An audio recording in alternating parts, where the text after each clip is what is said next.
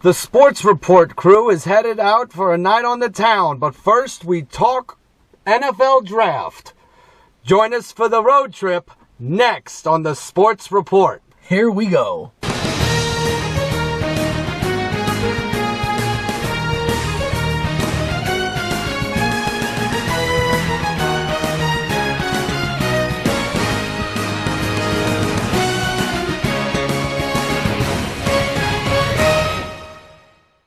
We've gone mobile on the Sports Report. We're in the sports wagon on the way into the Big Easy tonight.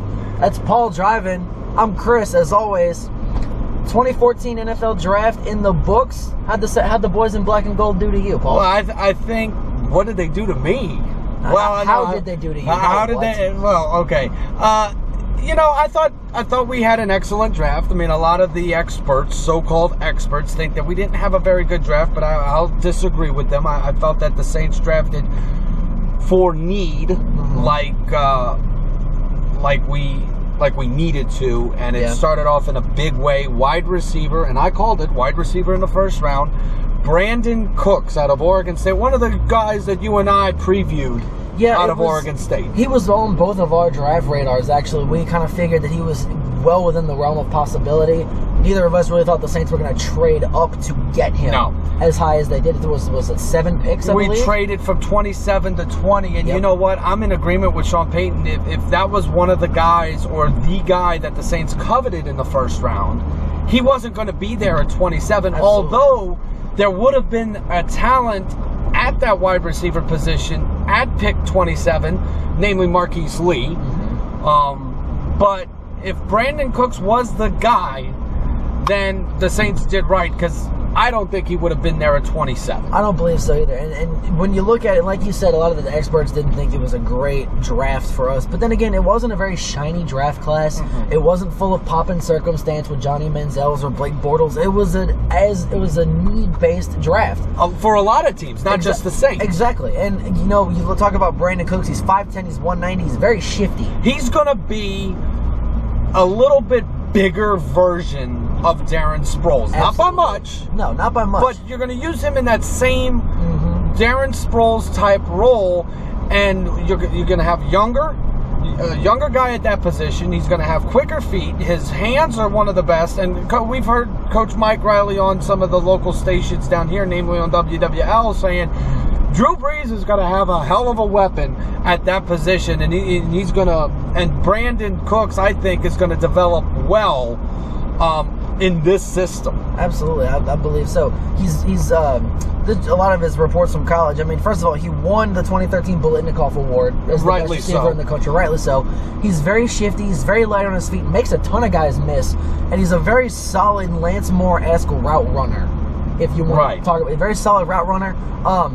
And the night he got drafted, I remember they had him on WWL talking to Deke and Bobby and everybody, and they asked him, what he thought he was going to be able to bring to the team, and obviously he's going to be a deep threat. He's going to be a good slot guy. And they asked him what he wanted to work on. This was what I really liked too. One of the weaknesses, as listed by the experts, was this run and pass blocking. That was the first thing Brandon mentioned, where he was like, I could always get better at running pass blocking and helping the team out. And that's what I like about the kid, too. He's humble, he's a good kid, and he'll fit the program really well. He's a kid that gets it, Chris. Absolutely. And when you have a guy that's smart like that, and obviously it showed in the combine interviews, if the Saints were one of those teams that were able to interview Brandon Cooks at the combine, he's a kid that gets it, and it's a kid that knows what he's doing. And if you mentioned him as a deep threat, well, I mean, if you're going to send him on that 9 route, which is that go long route, that streak in the down the sideline or in the slot, he may not be able to. He may not get the ball on a certain play, but it's going to open things up for the rest of the offense. Absolutely, he'll draw coverage. He'll draw guys off of Colston, off of Toon, off of Oklahoma kid Kenny Stills. He'll draw coverage off of Stills. He'll draw coverage off of Pierre Thomas coming out of the backfield maybe. And anybody going over the middle, they're going to get covered on a linebacker and not be covered at all. And he's going to create a lot of mismatches. Now, absolutely. A kid that I like that was drafted came in the second round. Yes. 6'2" and like a quarter. about there, yeah. 6'2", Stanley Jean-Baptiste has out of Nebraska. Drew many comparisons to Richard Sherman. Coming out, being in that, he was also a converted wide receiver from the University of Nebraska. And, just like Richard Sherman, a converted wide receiver. And think about what the Saints did here, Chris. They're not only drafting for need, but they're trying to match what other teams in the division have drafted. Well, when you're in the same division as Matty Ryan and Cam Newton, you can never have too many corners. Right, but not only that, you're drafting against some of the teams in your conference. And some of the top teams going into the OTAs and into the preseason and training camp, San Francisco and Seattle namely, they've got the big guy at that cornerback at Richard Sherman, and that's where Jean-Baptiste will bring his athleticism to the Saints organization. Absolutely. And listen to this. He only started 19 games at Nebraska. He had 22 pass breakups and 7 picks. Kid's got ridiculous ball skills for his size. He doesn't move as well in coverage. He's a press guy. He doesn't like to play off.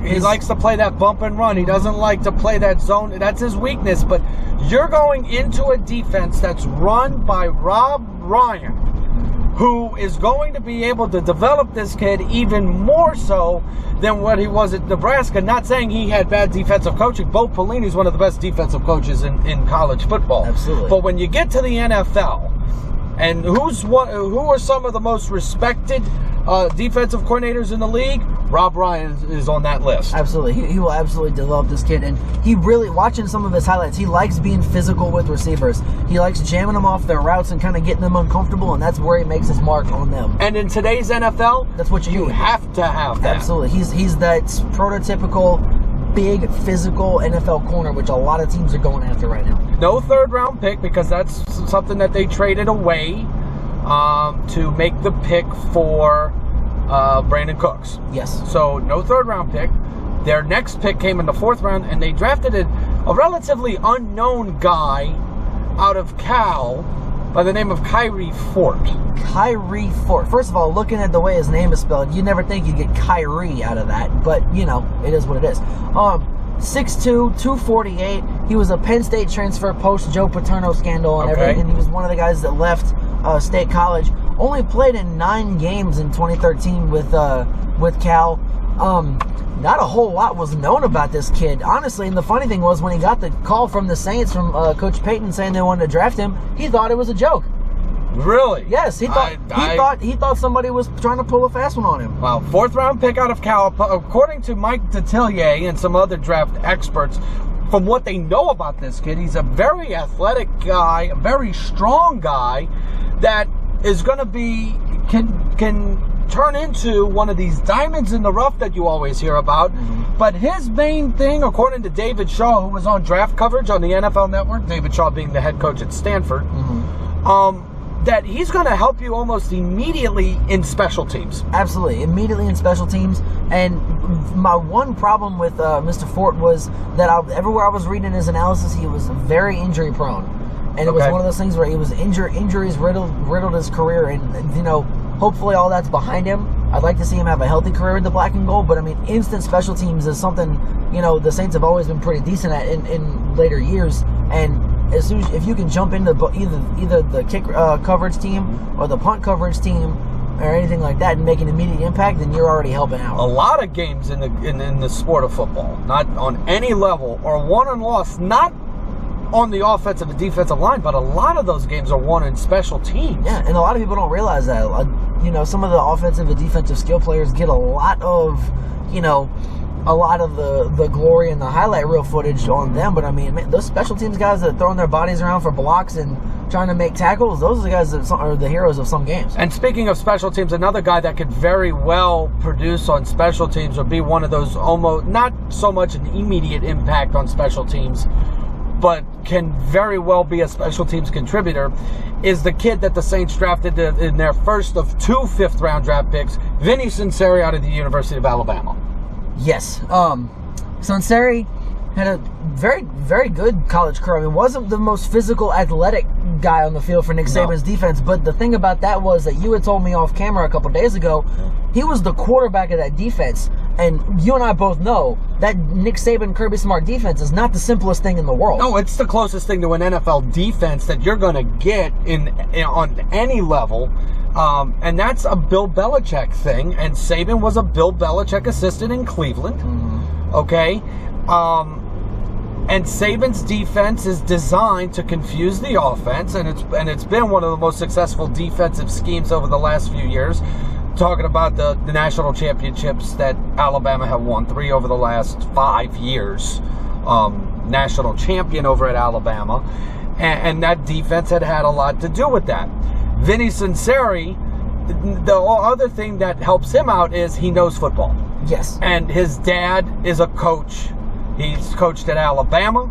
He's coached at Tennessee. Now he's going to be on the staff at Florida State. Mm-hmm. I believe he's going to be the new defensive coordinator at Florida State. They know football.